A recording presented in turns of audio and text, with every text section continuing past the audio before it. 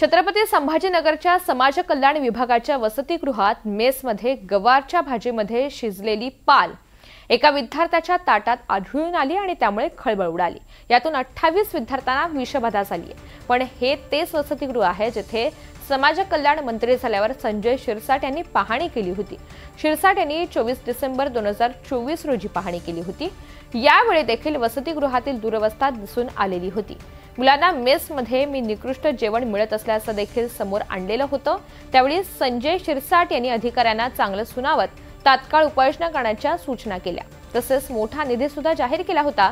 मात्र एका वर्षानंतर देखील कोणतीही परिस्थिती वसतिगृहात बदललेली नाही। मंत्री शिरसाट यांनी पाहणी केल्यावरची परिस्थिती आणि आताची परिस्थिती नेमकी काय आहे हे सांगत आहेत आमचे प्रतिनिधी मोहसिन शेख। मी सध्या छत्रपती संभाजीनगरच्या समाज कल्याण विभागाअंतर्गत असलेल्या वसतिगृहात आहे आणि हे तेच वसतिगृह आहे जिथे काल विद्यार्थ्यांच्या भोजनामध्ये पाल आढळून आली होती। अनेक निकृष्ट दर्जाचं जेवण आढळून आलं होतं आणि 20 पेक्षा अधिक मुलं रुग्णालयात दाखल करावी लागली होती। आणि तुम्हाला आठवण करून देतो, हे तेच वसतिगृह आहे जिथे मंत्री झाल्यावर संजय शिरसाट यांनी भेट दिली होती आणि आश्वासन दिलं होतं की या सगळ्या वसतिगृहाचा कायापालट केला जाईल। 24 डिसेंबर 2024 ला ही भेट दिली होती। आता 1 वर्ष पूर्ण होत आलंय।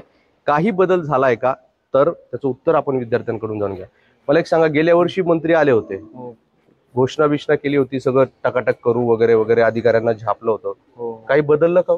इथं कोणते पण अधिकारी आले, इथं मागे संजय शिरसाट साहेब पण आले होते आणि संजय शिरसाट साहेब आल्यानंतर फक्त इथं 2च दिवस नाही का स्वच्छता चांगली होती आणि कोणते पण अधिकारी इथं येणार असले किंवा कोणते पण नाही का मंत्री वगैरे इथे येणार असले तर इथं नाही का इथल्या प्रशासनाला सगळं माहित राहतं की आज इथं कोण येणार आहे, तर त्याच्या अगोदरच सगळी तयारी झालेली राहते। त्या रोजीच नाही का सगळे इथं म्हणजे स्टाफ वगैरे कामाला आलेला असतो, सगळे वार्डन वगैरे आलेले असते। बाकीच्या 5-5, 6-6 दिवस इथं वसतिगृहात गृहप्रमुख उपस्थित नसतात। विद्यार्थ्यांनी त्यांना फोन केले की नाही का असं समस्या आहे सर। जेवण कसं असतं, म्हणजे पाल आढळली हो, किती जण आजारी झाले? 10-15 जण नाही का ऍडमिट वगैरे केले। बाकीचे तर काही नाही का, काहीला पण विलाज पण त्यांनी केला नाही।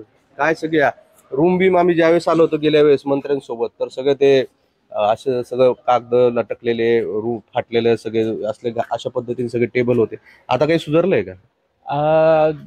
सध्या काम झाले सुरू बिल्डिंगचं म्हटलं तर युनिट 1 आतमध्ये म्हणतोय तुमच्या सुविधा, आतमध्ये सुविधा त्या पूर्णपणे आणखी भेटलेल्या नाहीत आम्हाला। म्हणजे ज्या अलॉट होतात वरनं त्या आणखी आम्हाला काही भेटलेल्या नाहीयेत।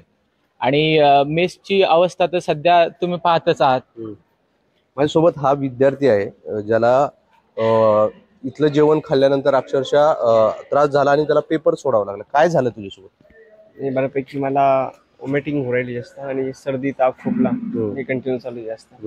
बऱ्यापैकी पेपरच्या दिवशी जास्त झालं म्हणून पेपर सोडून मी आलो रिटर्न की दवाखान्यात जाता येईल। काय इथलं कॅन्टीन मधलं जेवण कसं आहे? जेवण म्हणजे बऱ्यापैकी आतापर्यंत मी इथं असताना ह्याच वर्षामध्ये बऱ्यापैकी 3दा किडे निघालेले। 3दा? पूर्व आजारी पडत असतील ना? हा, पडताय बऱ्यापैकी, पण मग सहसाजी नॉर्मल किडे होते, आता हे तर डायरेक्ट मोठे किडे निघाला असं होतं। कसं जेवला की नाही रात्री? नाही, परवा नव्हतं जेवलं, आता जेवलं। काही घडलं की लगेच इथे तात्काळ उपाययोजना केल्या जातात त्या 2-3 दिवसांसाठी, मात्र त्यानंतर कुणीही इकडे फिरकत नाही आणि विद्यार्थ्यांच्या ज्या समस्या आहेत त्याच आहे। कॅन्टीन मध्ये अक्षरशः पाल निघाली, विद्यार्थ्यांना रुग्णालयात उपचार घ्यावा लागले, अशी सगळी परिस्थिती आहे। मंत्री महोदय येतात, दौरा करतात, अधिकाऱ्यांना झापतात, घोषणा करतात, मात्र वर्ष झालंय काहीच बदल नाही। आता या सगळ्या घडामोडीनंतर देखील काहीतरी होईल, मात्र ते कायम राहील का याची कोणतीही शाश्वती नाही। मोहसिन शेख, NDTV, छत्रपती संभाजीनगर।